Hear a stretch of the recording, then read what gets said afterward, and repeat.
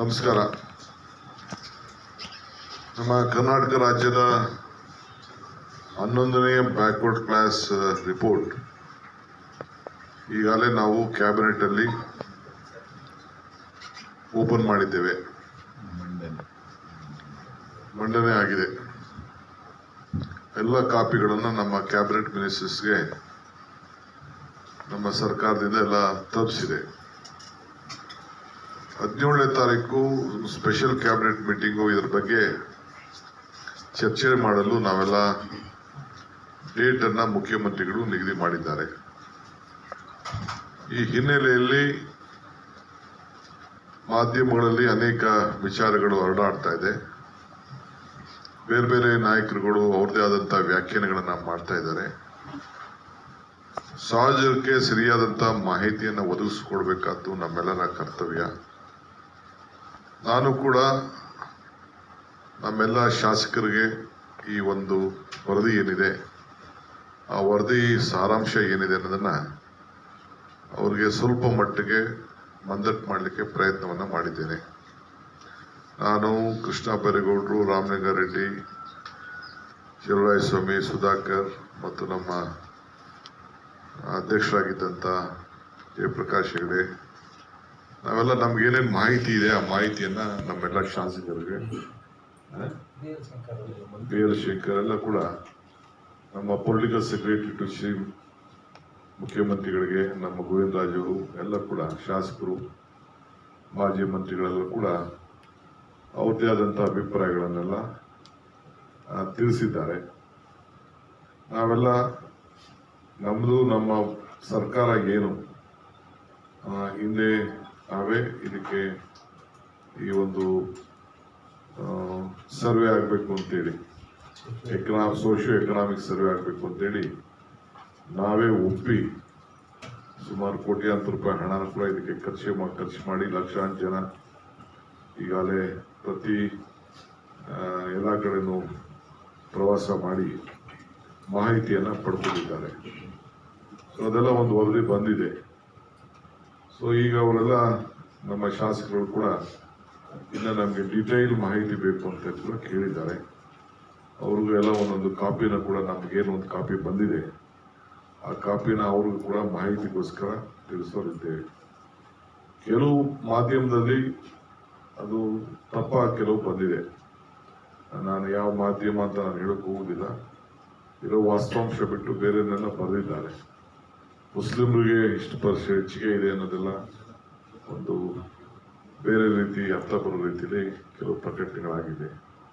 ಇಂಥವೆಲ್ಲ ಕೂಡ ನಾವು ಸರಿಯಾದ ಮಾಹಿತಿಯನ್ನ ಸಾರ್ವಜನಿಕರು ಕೂಡ ನಾವು ಕೊಡಬೇಕಾಗಿದೆ. ಸೊ ಎಲ್ಲ ಶಾಸಕರು ಬಂದು ನಮ್ಮ ಅನೇಕ ಅಭಿಪ್ರಾಯಗಳನ್ನು ನಮಗೆಲ್ಲ ತಿಳಿಸಿದ್ದಾರೆ.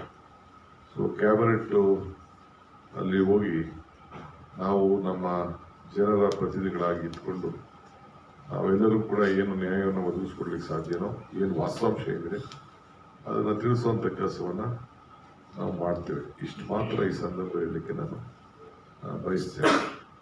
ಸೊ ಎಲ್ಲರೂ ಒಟ್ಟಿಗೆ ನಾವು ಏನು ಮಾತಾಡಬೇಕು ಅಂತೇಳಿ ಒಂದು ಧ್ವನಿಯಾಗಿ ಮಾತಾಡ್ಕೊಂಡಿದ್ದೀವಿ. ಆ ವಿಚಾರವನ್ನು ನಾವು ಅಲ್ಲಿ ಮಂಡಿಸ್ತೇವೆ.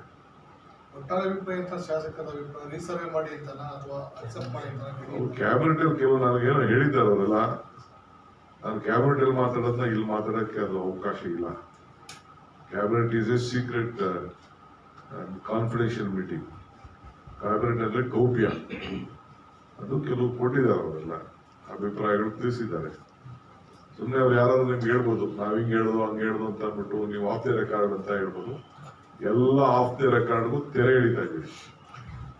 ನಮ್ಮ 5 ಜನಕ್ಕೂ ಅವರು ಆಥರೈಸ್ ಮಾಡಿದ್ದಾರೆ, including the political secretary to chief minister authorise ಮಾಡಿದ್ದಾರೆ. ನಾವು 5 ಜನನು ಏನು ಹೇಳಬೇಕು ಅದನ್ನು ಖಂಡಿತ ನಾವು ಹೇಳ್ತೇವೆ. ಈಗ ಬಹಿರಂಗ ಆಗಿರುವಂತಹ ಅಂಕಿಅಂಶಗಳು ಸರ್, ತಮ್ಮ ಸಮುದಾಯದ ಅಂಕಿಅಂಶಗಳ ಬಗ್ಗೆ ಶಾಸಕರಿಗೆ ಸಚಿವರಿಗೆ ಒಪ್ಪಿಗೆ ಇದೆಯಾ ಸರ್? ನಾವು we are not worried about ಒಂದೇ ಸಮಾಜದ ಬಗ್ಗೆ ಯೋಚನೆ ಮಾಡ್ತಲ್ಲ. ನಾನು ಕಾಂಗ್ರೆಸ್ ಪಕ್ಷದ ಅಧ್ಯಕ್ಷರಾಗಿದ್ದೀವಿ, ನಾವೆಲ್ಲ ಮಿನಿಸ್ಟರ್ ಇದ್ದೇವೆ. ನಮಗೆ ಎಲ್ಲಾ ಸಮಾಜಕ್ಕೂ ನಾವು ರಕ್ಷಣೆ ಕೊಡಬೇಕಾದ್ದು ನಮ್ಮ ಡ್ಯೂಟಿ. ಆ ನಿಟ್ಟಿನಲ್ಲಿ ನಾವು ಕೆಲಸ ನಾವು ಮಾಡ್ತೇವೆ. ನಾವು ಯಾರು ಯಾವ ವರದಿಗೂ ನಮ್ಗೇನು ಇದರಲ್ಲಿ ಅವರು ಸಿಸ್ಟಮ್ ಏನ್ ಮಾಡಿದ್ದಾರೆ ಆ ಸಿಸ್ಟಮ್ ಅಲ್ಲಿ ನಾವು ಯಾರು ತಪ್ಪನ್ನ ಕಂಡುಹಿಡಿಯಲಿಕ್ಕೆ ನಾವು ತಯಾರಿಲ್ಲ. They have done a detail excise, socio economic survey ಎಲ್ಲ ಕೂಡ ಏನು ಸುಮ್ಮನೆ ಮಾಡಿದಾರ, 1 ಲಕ್ಷಾಂತರ ಜನ ಪ್ರಯತ್ನ ಮಾಡಿದ್ದಾರೆ, ಮಾಹಿತಿ ಕಲೆಕ್ಟ್ ಮಾಡಿದ್ದಾರೆ, ಅದೆಲ್ಲ ಕರೆಕ್ಟಾಗಿ ಅವ್ರು ಏನಿರ್ಬೇಕು ಮಾಡಿದ್ದಾರೆ. ಕೆಲವು ಮಾಧ್ಯಮದಲ್ಲಿ ವಿರೋಧ ಪಾರ್ಟಿಯವರು ಕೆಲವು ಗೊಂದಲ ಕ್ರಿಯೇಟ್ ಮಾಡ್ತಾ ಇದ್ದಾರೆ. ಅದಕ್ಕೆ ನಾವೇನ್ ಮಾಡಬೇಕು, ಉತ್ತರ ಕೊಡಬೇಕು, ನಾವು ಮುಂದಿನ ದಿನದಲ್ಲಿ ನಾವು ಕೊಡ್ತೇವೆ. ಸರ್, ಹಿಂದೆ ತಾವು ಸಹ ಆ ಕ್ಯಾಬಿನೆಟ್ ಅಲ್ಲಿ ಇದ್ರಿ. ಹಿಂದೆ 2013 ಸಂದರ್ಭದಲ್ಲಿ ಬಹುತೇಕ ಸಚಿವರುಗಳಿದ್ರು. ಅದಾದ ನಂತರ ವರದಿ ಬಂದ ನಂತರವೂ ಸಹ ಇದುವರೆಗೆ ವರದಿ ರಿಲೀಸ್ ಆಗೋ ತನಕ ಬಹುತೇಕ ಎಲ್ಲರೂ ಸಹ ವಾಪಸ್ ಹೊರಗಾಗ್ತಾ ಇರ್ತಾರೆ. ಇಲ್ಲ, ಆಗ ಯಾರ ಹತ್ರನೂ ಮಾಹಿತಿ ಇರಲಿಲ್ಲ. ಈ ಮಾಹಿತಿ ಬಂದಿದ್ದೆ 3 ದಿನದಿಂದ ಈಚೆಗೆ. ಬರೀ ಜಯಪ್ರಕಾಶ್ ಒಬ್ಬರ ಇದ್ದೀರ ಅಷ್ಟೇ, ನನ್ನ ಹತ್ರನೂ ಇರಲಿಲ್ಲ. ಮುಖ್ಯಮಂತ್ರಿಗಳು ನನ್ನ ಹತ್ರ ಇಲ್ಲ ಅಂತ ಹೇಳಿದ್ರು.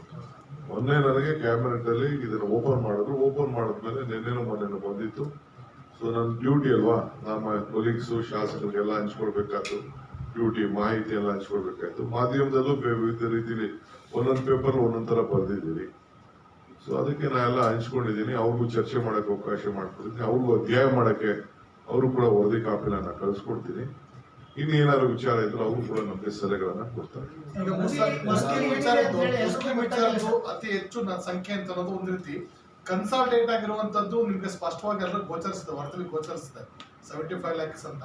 ಇನ್ನು ಉಳಿದಿದ್ದೆಲ್ಲೂ ಬೇರೆ ಸುಳ್ಳು, ಅದೆಲ್ಲ ಬಿಡಪ್ಪ, ಅದೆಲ್ಲ ಸುಳ್ಳು. ಅಲ್ಲ, ಉಳಿದಿದ್ದೆಲ್ಲ ಜಾತಿಗಳು ಬೈಫರ್ಗೇಷನ್ ಆಗಿದೆ, ಅದು ಮಾತ್ರ ಕನ್ಸಲ್ಟ್ ಆಗಿದೆ. ಸತ್ಯವ ಸರ್ ಅದು? ನಾನು ಅದಕ್ಕೆಲ್ಲ ನಾನು ಉತ್ತರ ಕೊಡಕ್ ನಾನು ತಯಾರಿಲ್ಲ. ನಾನು